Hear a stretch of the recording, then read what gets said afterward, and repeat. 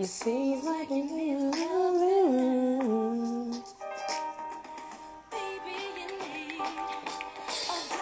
Hey guys, good afternoon. How y'all doing? Oh, I see Keith Ennis on the live. What's going on? R&B Legend, yes. Okay, hold on. Okay. Send an invite to Eric Seats so he can join me on the live. Oh, guys, I'm so excited.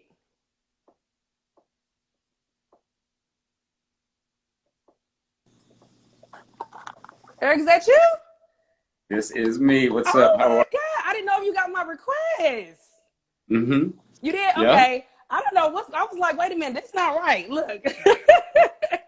How you doing?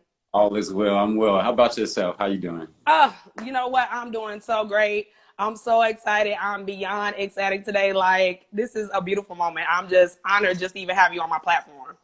I appreciate you for having me as well. What? You know, we big you up at the last one in May. You know, me and my friend John, when we see you, we cut up. So, you know, we get to cutting up when we see celebrities and we honor people that really change the game of R&B. Wow. Aw, I thank love you. y'all when y'all go live. I love it. Oh, thank you so much. But before I do introduce myself and introduce you, my name is Chastity Buckley. I'm the host of Midnight R&B Edition, homage to Midnight Love BET, where I give all my flowers to all my R&B artists, singers, songwriters, and producers, and everybody who has changed the R&B game. And I'm here with two-time Grammy Award producer, songwriter, all-around musician. I mean, the drummer of drums, the one and only Mr. Eric Seats. Thank you so much. Beautiful intro. I appreciate that. Oh, look, look, I told you, I said I will run down your history and let these folks know who you are. Oh, thank you so much. And guys, you know, today we are celebrating the 20th anniversary of the one, the only, the princess of R&B. I knew you were going to upstage me. You better upstage me. Oh Happy. my. Oh, the 20th anniversary of the Red album, Aaliyah. You see, I got my shirt. I'm representing for Aaliyah today. That's right. She's shining bright on my shirt, and I'm like, I don't know if Eric can see my shirt because she's shining so bright. I said, look, that's the angel she is, and she still is to this day. Oh my God. I saw your shirt immediately. That's tight. Oh, thank you so much. I mean, I just can't believe it's 20 years, Eric. Wow, 2001. That went fast. I can't believe it. It did. It flew by, it seems. It doesn't seem like 20 years. When I hear it, I'm tripping like, dang. Look, you've been in here way more than 20 years, but I mean, this album, it just means a lot to me. And I think to all the Aaliyah fans, because, you know, they out here representing today. So, you know, they're going to cut up. So I'm ready for them to cut up. I mean, what you did for her in R&B, it just really changed the game for everybody. You know, my little 12-year-old self, listening to Aaliyah at 12 and just being so gravitated by that album, it just meant so much to me at the age I was. I mean, I'm just so blessed to even talk with you today about this album. And just excited just to talk with you, everything, what you did. I mean, you and Rapture with Key Beats, I mean, y'all just really body that. Shout out Rap Stewart. Yes. And so before we do get started, I wanted to ask you, how have you been since now we're getting ready in the post-pandemic? How have you been? I've been blessed. Keeping the ball rolling. There's always something musically going on with me. Mm-hmm. And I'm grateful to be able to say that these live show dates are coming back and the tours are getting back. So the plan is coming back. So that we all missed it. But I'm busy producing still. You know, I'm doing a video shoot right after this live today. Euphony. So yeah, we're shooting a video right today. So make sure we keep something rolling all the time, you know. Mm-hmm. Man, like I told you, when I seen Project City, I was like, he is in his bag. He is still producing and still making them hits. Okay. I can't stop. That's right. Just something in me, you know. And I do it for me, for my own heartbeat. It's just I love to do it, and I can't imagine quitting. Yeah. I mean, definitely. I mean, like I said, music is in you, it's with you. I mean, it's all of you. I mean, for what you do as a musician, you really have, you know, used your craft into making music and beats. You know what I'm saying? So for that alone right there, I'm a big, huge producer fan. My number one producer is Rodney Jerkins, so I'm obsessed with him. Yeah. And it's like for beats, I think for me, they make the sound they make, everything they make, what the flow of the words come through. You get what I'm saying? Mm-hmm. Mm-hmm. And I just feel it's dope. And, I want to get started before we do start to talk about your iconic discography and everything you have done in the R&B industry. I know you are from Indianapolis, Indiana, but you did move Correct. to California. And I know you come from a background of musicians. So I want you to talk to you about how were you influenced, where you grew up from, and also like who influenced you as to become a producer and being in the music game. Ooh.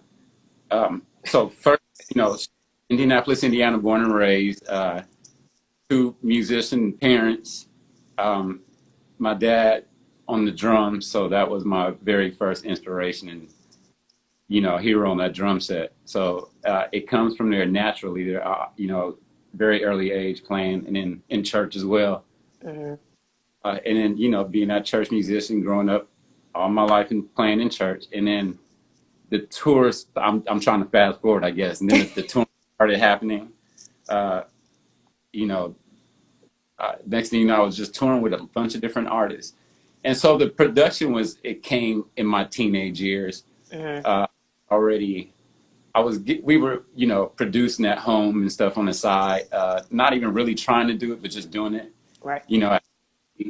And then, honing that craft and then getting better and better at it. And then eventually you start getting called to work. And I'm like, okay. You have, and it seems like all yesterday, but it was a lot that happened all in between there. But yeah. Right. Shout out to, I want to definitely shout out everybody on that Red album, though. Yeah, you know, I was gonna, shout them out and shout all y'all. You do your thing, okay? No. You go ahead and proceed, but we'll get to that. Oh, that's all right. But definitely for sure, I love how you were talking about how you were so inspired. And I know you said your first gig was with John B. Yep. Yeah, and so I just really thought it was so dope that you got with him. And I know he was your classmate at the time. So when y'all were honing y'all craft, were y'all just really in y'all zone, just making music and stuff? Me and John and we would do tracks and stuff every now and then. He's always got equipment at his house, and he didn't live far from school, so we would always go to his crib and track. And we were doing that in the 90, 91, 92. Oh. And then I think 95 his hit came out, Someone to Love with Babyface. Mm-hmm. And he called me like and that was the jump off. And then after that was Montel Jordan. It was just a snowball effect. Wow. Just, Yeah, I know you definitely said that. I know you said Montel plays a huge role in your key to, you starting off and being with Missy Elliott. I had seen you on the Montel Jordan Let's Ride video. I said, Yeah. I know that ain't Eric C's in the back. Yeah. So Yeah, we were in a few videos. It yeah. was, So definitely for sure. Did you I think at that time, were you and Rapture in the band together with Montel at that time? Rap wasn't in Montel's band. Mm-hmm. He may have covered for somebody a couple of shows, but he wasn't in that band. But Rap and I started. His father had a church. His parents, they had a church, and so that's where we're at. And us being a church, he's the church organist, and I'm the drummer, and so Right.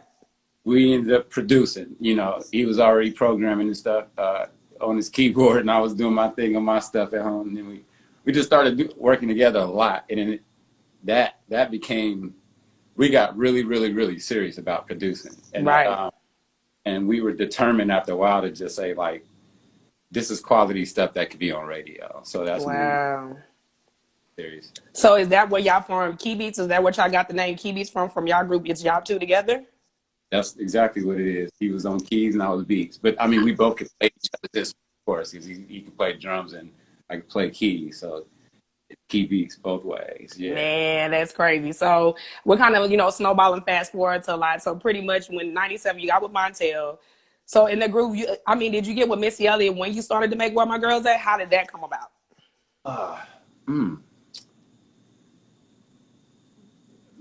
Yeah. Rap was the music director for Tim and Missy, and they were doing a bunch of people, Genuine and pretty much all the superstar friends, clique. And they, of course, then that's Missy. And, you know, playing Missy tracks. She loved our tracks and she was writing to them. And next thing you know, she was saying, telling us this is 702 is recording this now. And, Wow. and you know, also Gotta Leave.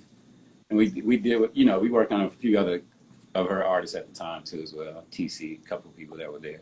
Wow, that's amazing. Where my girls at? That's my anthem because you know, growing up at 10 years old, a lot of females we love that album. You know that the anthem of the music. I mean, it was number 46 on the Billboard Hot 100 of 100 of girl group songs of all time. So Wow. that number 46 of Billboard. Yep, 100 girl groups of all time. That song where my girls at really just hit and paved the way for everybody. You know, so.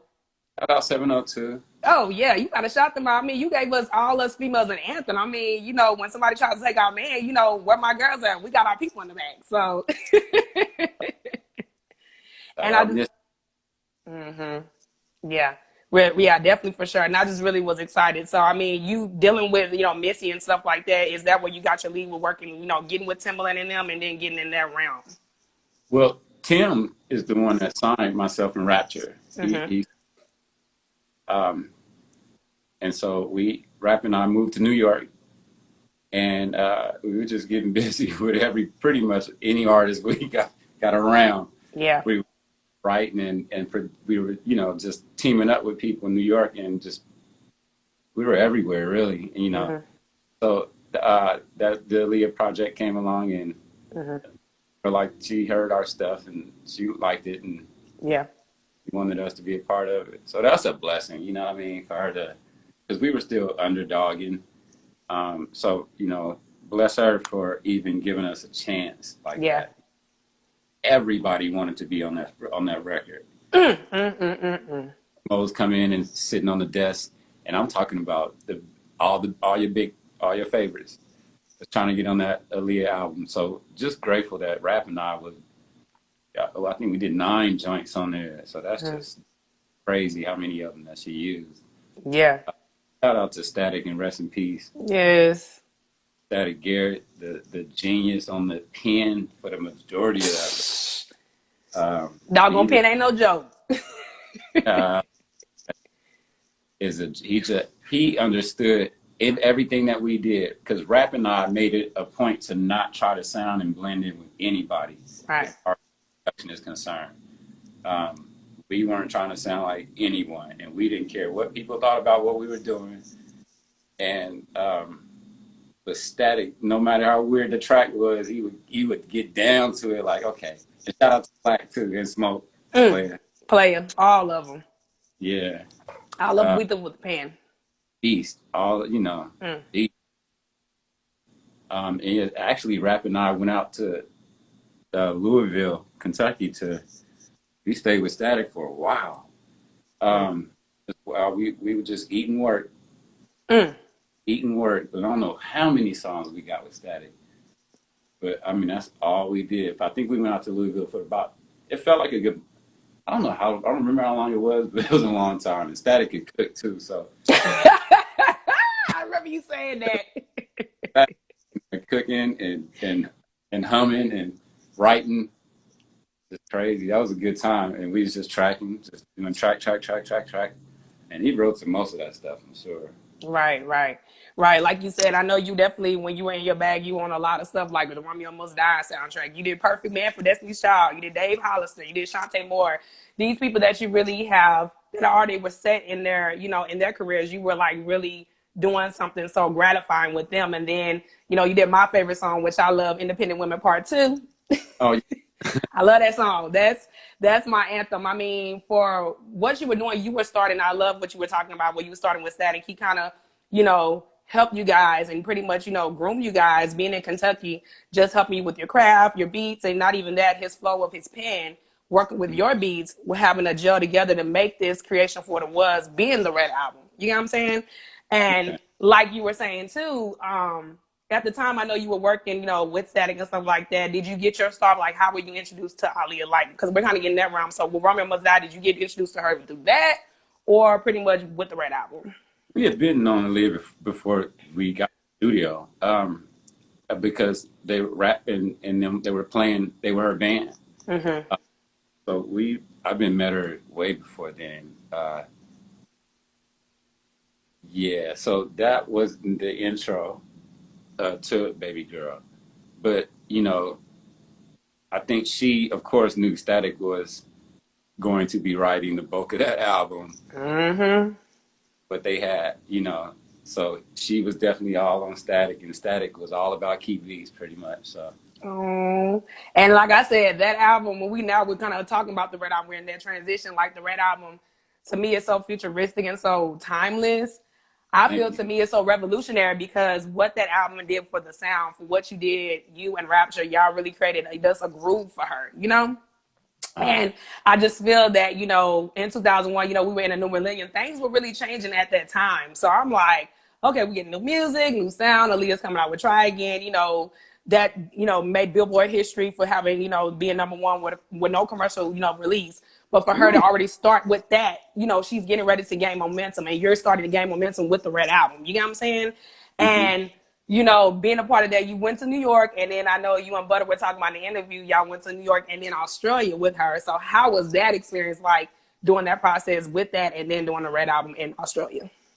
I think by her taking us over there because she was shooting Queen of the Dam Mm. over That movie? in Australia, and so I think her being that determined to get that record done, to fly all of us over there, I think we were a better focus too, being away from our comfort zone, if you will, I guess, Mm-hmm.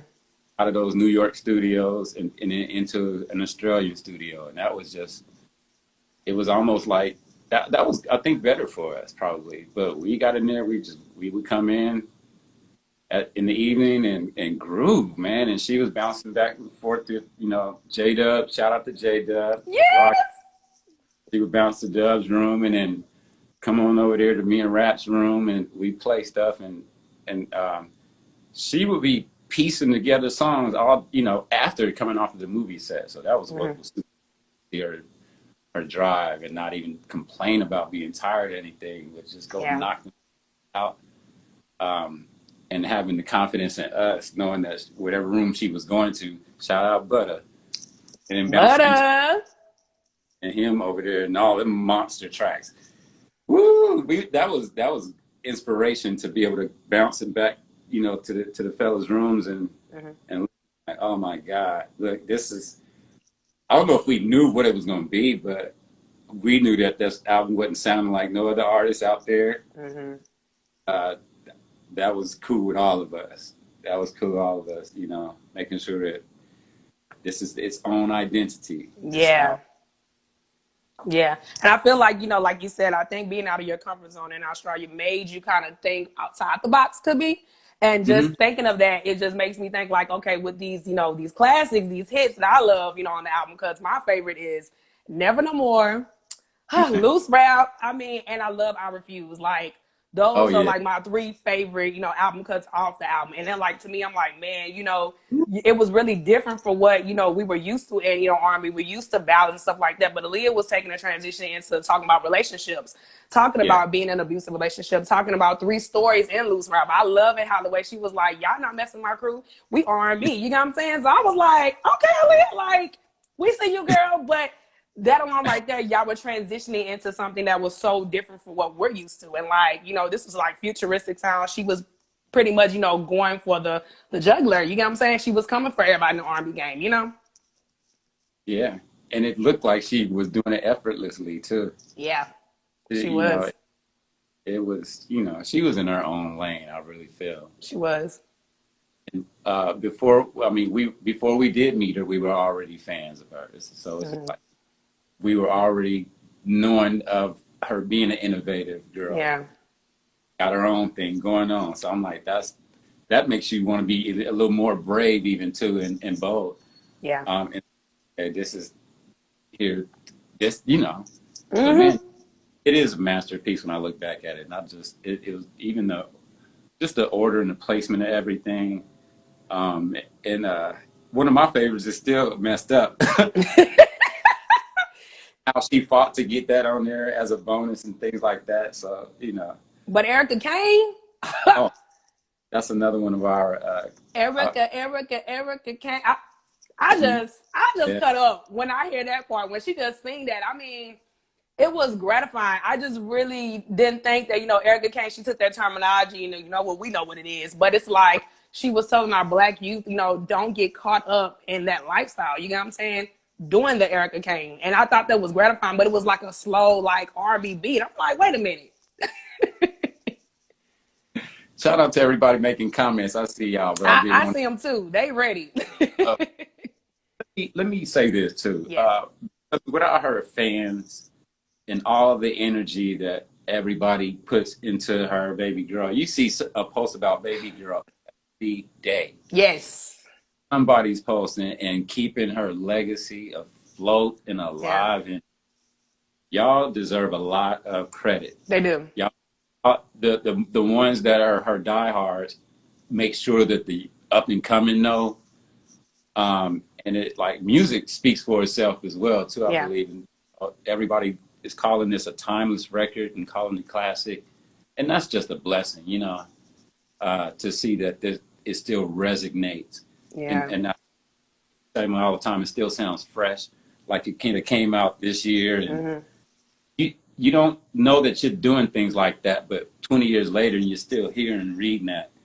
That's a major blessing, Yeah. every for that opportunity, and just to be associated, to see your name on the back of this thing, Oh, Jesus, look. it's just, that's Oh. uh, she will always be represented. Oh, forever in the day. And I'm going to tell you, I got to shout out my two diehard Aaliyah fans, Old School Zone. He Uh, is a diehard Aaliyah fan. I have to big him up because he was another one who also inspired me. But he always keeps her legacy alive. He has an Aaliyah page. And Tony Turner, y'all definitely need to follow him on YouTube. He's another one that really bigs up Aaliyah all day. He makes posts, he makes videos, he loves that girl. So the Aaliyah fans, they really keep her legacy alive. And that's why, for me, I had to interview you because you are gratifying to all of us in the music game. You get what I'm saying, Eric? So you did a lot for all of us. bless y'all. Aww. I just got chills when you said that. Y'all know I'm the real person with this. Look. Um, Yeah. And I wanted to ask you, because I know we are talking about the album. How did you get to do Rock the Boat? Like, what was the transition of that? And is it true that you almost deleted? Because Eric, I'm about to hurt you if you almost deleted Rock the Boat. yeah, I used to have a bad habit of moving too fast, and if I didn't feel something right away, I would delete it and just start over, power out, reset, and I just used to do that. And I was either about to delete it or put it away for later. Yeah. And Static heard through my headphones even. He used to call me Cetus. Let me hear that, Cetus. What you got there? What you got? Oh, let me hear that. Let me hear that. Yeah. Let me hear that. So, I stepped out, and he put them headphones on and started writing. So, and then after I couldn't delete it then, so we just had to, and started thickening it up. It was very raw. When he approved of it, I guess it was super raw. It was just mainly just the drums and that bongo. Maybe one sound, but Wow. and then shout out to Dave Foreman. He played guitar on that. Wow. I just upped it up too. It would be a little better, but Rap and I got to working on that mug and to make it right, till it. I mean, Rock the Boat. I mean, like I said, Rock the Boat is just an amazing record. I mean, for me, the instrumentation, the sound, it sounded just so tropical. And I just want to tell you, Eric, I'm going to read you some quotes about what people have said about Rock the Boat, because I need to share this with you, because you need to know how big this record was. So this album has been sampled 58 times. Rock the Boat, 58 times. To be writing this, you got to send me these. Oh, I'm going to send you with them. I don't play. I get my records done, honey. You know me. 58 times. Rock the Boat has been sampled 43 times. More Than a Woman has been sampled 4 times. We Need a Resolution has been sampled 8 times. And I Refuse has been sampled 1 time. Never No More has been sampled 2 times. So in total, it has been 58 times since this album has been sampled. It's a huge record. I want to let you know about it. People, you have so many beautiful articles. I remember at the time in 2001, Vibe magazine called this album the best soul album of the young millennium in 2001. And Spin magazine that described Aaliyah as a musicologist who creates meaning outside of her lyrics. So this album was really a big deal for her at the time. But not even that, you had so many beautiful quotes. I love this one right here. And this album was so conveying for a lot of people. Solange was even inspired by this album for her harmonies and her vocals. That's how serious this album is. It was an article in Complex in 2016 that had the best 25 Aaliyah songs. 3 of the Red Album songs is on this. It was Loose Rappers was number 19. Never No More was number 17. Rock the Boat was number 3. Rock the Boat, they have a quote here. Rock the Boat was so summertime fresh. They said the end result was a thing of beauty with tropical visuals properly matching the laid-back vibe of the instrumental. It says perfect percussive accents dwell around the chill melodies. That's what they call Rock the Boat. I love this one right here. They had a article in Billboard in 2016. I love this article. It was talking about 9 artists that were all over Aaliyah. And they had an artist named Winter Gordon on Billboard. She talked about Rock the Boat. I love this. She said, I think Rock the Boat was a very revolutionary song for when it came out because that song was such a mood song. They said it was so real. They said it was like she was riding a rhythm and a beat. It was like an old school Motown song. They said you could break it down. I don't think people make music like that anymore. It's so inspiring. God. They talked about Rock the Boat in a big, huge way. I love it. I mean, for what y'all did for her on this, Rock the Boat is really a timeless record. But not even that. Rock the Boat was number 2 on Notarized on Top 100 Countdown. I remember when I was 12 years old, they did an end of the year countdown. And I remember BET did this, and they do the top 100 videos of 2001. Aaliyah was number 2. She beat 98 people. That's how big that's how big it was. Not even that, because I remember on 161 Park, we're getting ready to talk about her, the passing and stuff and everything happened. After she passed, they had to retire the song off the countdown because it went number 1 for over 65 days. It was just to the point where Rock the Boat made her the queen of the countdown. That was her title for the whole thing of 106 and Park. Yep. She kept that title until the show ended. That's how big that record was. You get what I'm saying?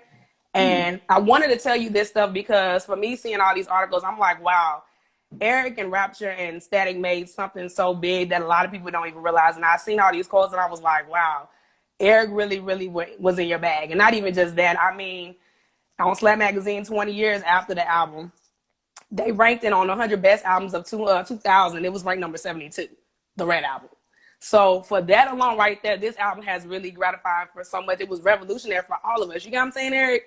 But to see all of this, I go to show you I had to give you flowers for this because seeing all these accolades and what Rock the Boat did for her, I was just really, really proud. And I was like, wow. I was like, Eric really was in his bag. I mean, y'all gave her the queen of the countdown for 106 and Park. I mean, that's huge, That is crazy. Mm-hmm. Thank you for all of this information. I had to tell you, I had to run your history. I really do research, and I don't. Yeah. I don't keep up really. Mm-hmm. It's not intentional. I just don't. Yeah. So everything you're telling me right now, it's just like, dang, wow. Mm-hmm. Wow. That's a blessing. That's all I can say. It's a major, major blessing. I was mad because I wanted her to be number 1 on Notarized, but Ja Rule beat her. So I was like, okay. Ja Rule will put it on me. Yeah, he beat her. Oh, okay. Wow. Yeah. So, I mean, she was 1 spot from the number 1. But, I mean, it goes to show you no matter what, she was knocking everybody down. And then, with that, I just was really proud that, she was getting all of that, sadly afterwards. But it's like no matter what, everybody was just gravitating to the Red Album because the Red Album is revolutionary to me. And I just feel that, everything that you did for her, especially you, Rapture, Static, J-Dub, Buddha, all these people like that have really, really have changed the game. And I'm just really proud of you that, and I had to tell you. So how do you feel that Rock the Boat has been a staple for R&B, for all of us? That's unreal. Because I don't know, like I said, and when you're in those moments, we're just being totally honest and innocent. Mm-hmm. And serious. We were serious, but yet having fun. We loved what we were doing. It's important to love your own. We me and Rap knew we had something. And it's a trip though to see, because before we ever had anything happen, we would still grind. I mean, we grinded like we worked more than we played. So, and that pays off. It pays off in listening to you go down that list. And it's like, I mean, really, we really made time to go to the studio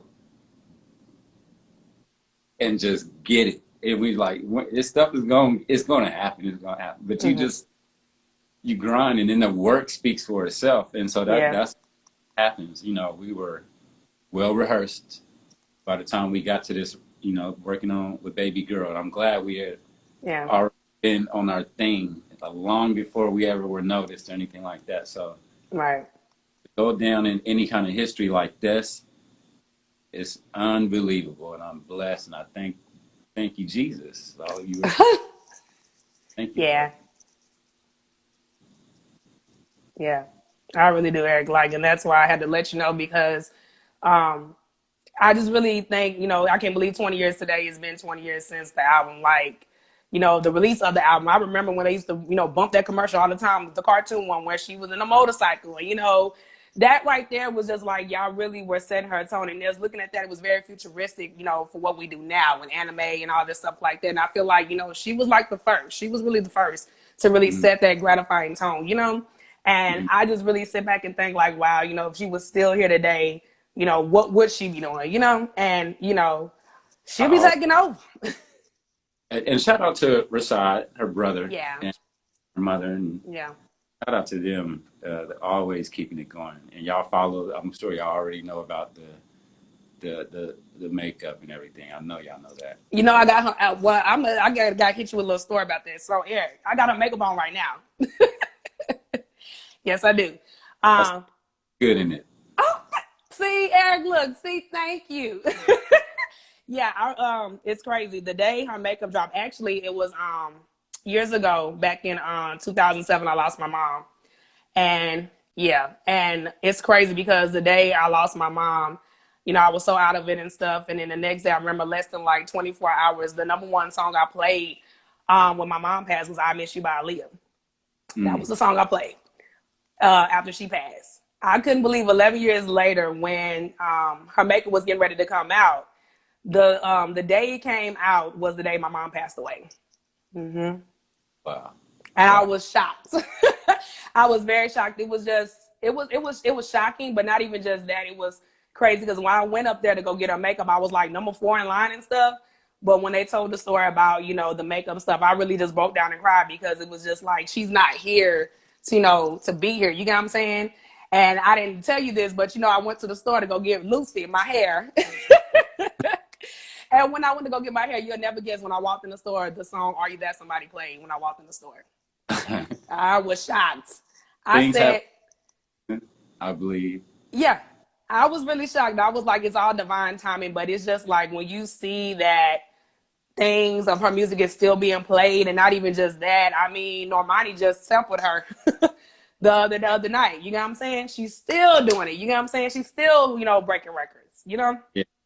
I'm so glad she was as brave as she was and innovative as she was. Right. Tim and Missy. Yeah. Gotta love, what they have. They the best, man, so. Yeah. The Red Album is the ish. You get what I'm saying? So I mean, it just goes to show you that, no matter what happens, it's like you can make timeless music and people still gratified to it. And that's what I'm proud about. I'm grateful. Yeah, very, very grateful. And I want to ask you another question. So what is the key to making a hit record, Mr. Seats? I want to ask you this question. And if you can answer me that, what is your favorite hit song from your catalog? I'm not going to front on anyone. I don't know if I have a formula to that. My formula is I have to love it first. If I love it, that 9 times out of 10, it'll be. I think people can feel that. Yep. From you, I don't know. I never, and I get asked that a lot. Because I don't have I don't say I sit down and start with the drums and I just like to think that I'm doing feel good music. I just like to. Mm. I don't. Some songs start off the drum machine. Some songs start off the set.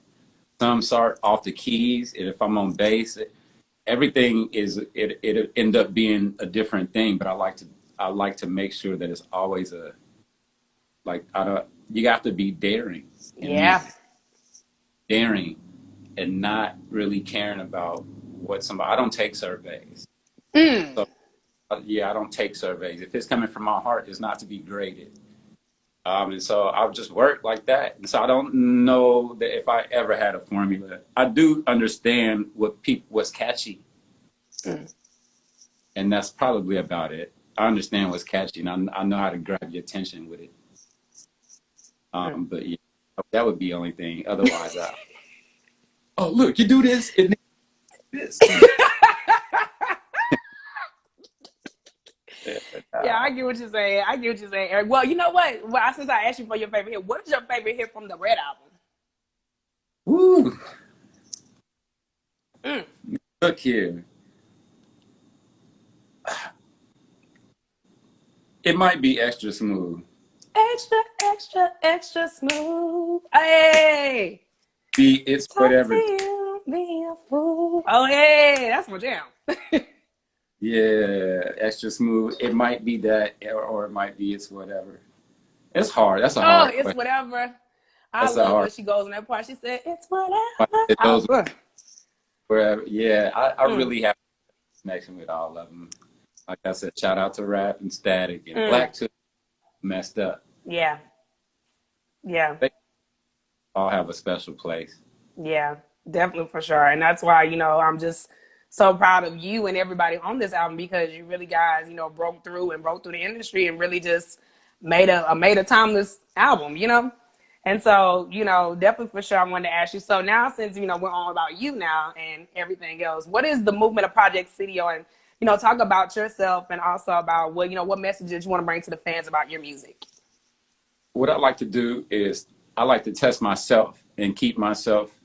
I love to uh, I love to collaborate with people, Mm-hmm. and artists bring about a different feeling.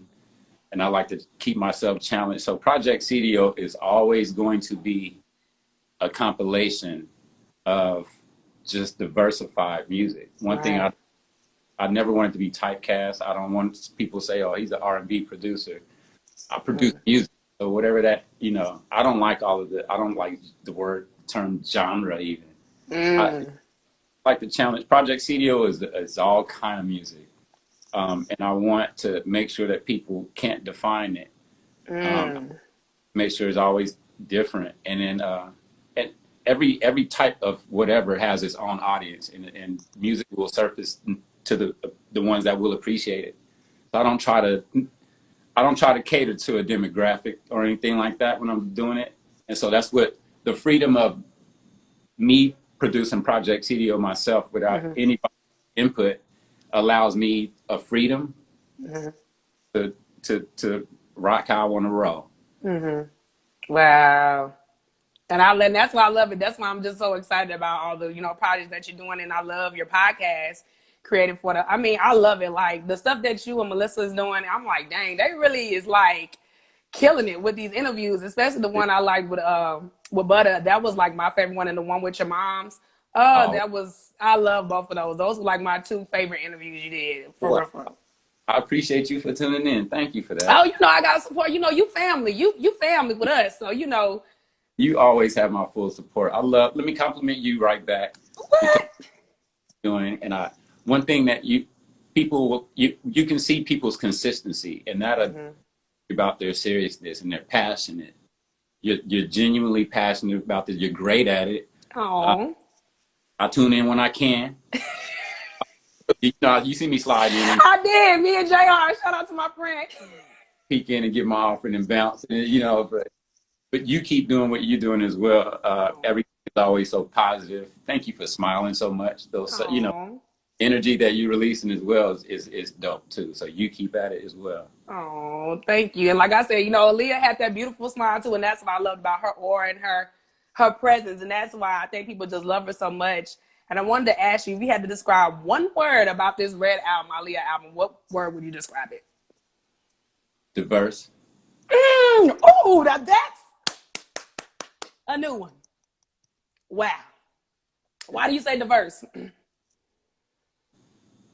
Oh, because of the team assembled, with everybody had an identity of their own, and the ooh, what the staff was crazy. I call that staff was nuts. That production team is nuts. So that's why it was diverse. Everybody had their own thing, and it was well rounded. It was. I mean, Tank, I didn't even realize too. Tank was, did I Can Be and whatever. I was like, this is Yeah, rock. I'm like, this is more like rock, but it was different from what we know, like you said about, there's no labels, no genres. It's just pretty much music. You know what I'm saying? we did what we wanted to do. Did y'all? I was like, man, it was dope. But like I said, it's whatever. Loose raps. I mean, that was just dope. I like what y'all talked about. Loose raps. It's just a beautiful record. Like all these songs on the album was really diversified of who Aaliyah was at the time. And for her, she just didn't. I don't think she wanted to be labeled as an R&B artist. She just wanted to be a person that made great music and just Yeah, really hit everybody. You know what I'm saying? And for what I really learned about this album, like I think I had wrote it in my comments. I had said it wasn't any genre. It was just like alternative, R&B, what they call it, rock, pop. I mean, it had hip hop. It had everything that really was the ingredients to make, an album of who she was. And I love what she talked about, how she said in the interview, she said it's her becoming a woman, having the maturity, like, her just really growing into herself. You know what I'm saying? And learning about this album now, she really was in her lane to be who she wanted to be. And I'm proud that y'all did this for her because, I mean, Static with that pen, I mean, every freaking, y'all all over that. Timberland, Missy with the pen for I Care For You. Like, this album right here, really, really, she had heavy hitters, but my thing about it, she made her voice speak to the words. And that's what I just love about her. She really made it honest and really made it pure to who she was. And I yeah. just love that about her, and I'm just really proud of you guys because I can't believe 20 years later, even though we technically can't, listen to it only on YouTube now, but no matter what, the fans and stuff, they keep her music going. So as long as they still here, Aaliyah is here, point blank, period. Yeah, I hear it on the radio every day at some point Yeah. somewhere. Yeah, so I hate Yeah. to say that who's gonna die. Oh, your phone's gonna die? Oh, no. Oh. I Well, just had to put that out well, there. I got one more question to ask you, one more before it does die. If you had, hold on, in what words would you tell Ali and Static what they did for your career today? Well, they gave me a better confidence to keep being brave uh and and not really, you got to do what you do, your purpose. Yeah. They made me a better producer, better musician, and it's inspired. They've inspired me like nuts to just Um, always do stuff, just always and be bold about it, be brave about it too. That's what I gained from them. I'm so glad we crossed paths. Um, I thank God for them too. They mm-hmm. really, Yeah. wow. Well, you know what, Eric? I'm so proud of you. And Thank you. I wanted to honor you and give you your flowers, you and Rapture and everybody who was a part of this album, because this album is really the album that really, set the trend for albums today. You know what I'm saying? Very futuristic sound. And since we are in the interview, because everything is happening, I understand you have some duties you have to do, but I want to thank you so much for just doing this for me and just honoring, Aaliyah yourself, and not even that, just proud of baby girl. I wish she was here, but no matter what, we're gonna keep her spirit alive. We're gonna keep her honor and her memory. I'm gonna represent my shirt today just to go to show you that no matter what, Aaliyah, the 20th anniversary of the Red album is really an album for everybody. So thank you so much, Mr. Seats. I know you got things to do. I am truly proud of you, and thank you so much for just doing this beautiful interview and honoring you. Everybody in these comments, I love y'all, and I Yes. really appreciate those kind words. I really do. Thank you. No. Means a lot. And y'all have a blessed, flawless day, all. Yes. Thank you so much, guys. We are ending our interview with the beautiful Mr. Eric Steves for the 20th anniversary of Aaliyah. Thank you so much, Mr. Eric. Thank Bye. you. Bye-bye.